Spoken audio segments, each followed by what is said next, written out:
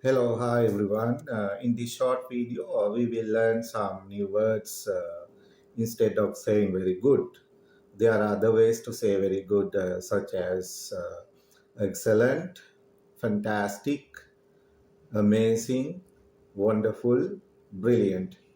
අපි එදිනෙදා ඉංග්‍රීසි කතා කරනකොට අපි ගොඩක් දුරට very good කියලා පාවිච්චි කරනවා. very good කියන්නේ ඉතාම හොඳයි කියන අදහස.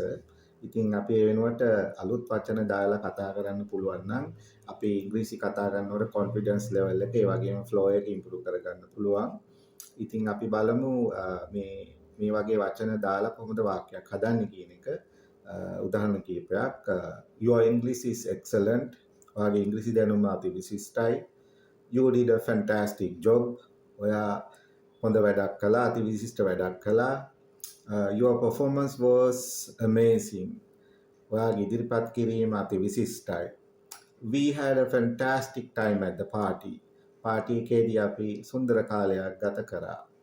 Your idea was brilliant. ඔයාගේ අදහස අති විශිෂ්ටයි.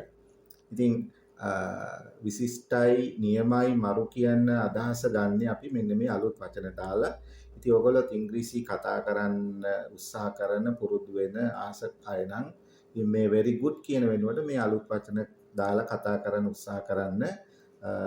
පුළුවන් නම් ක්‍රියේට් කරන්න කමෙන්ට් එකේ ඔයාගේ වචනයක් නිර්මාණය කරලා දාන්න. අලුත් වීඩියෝ එකකින් හම්බෙමු. thank you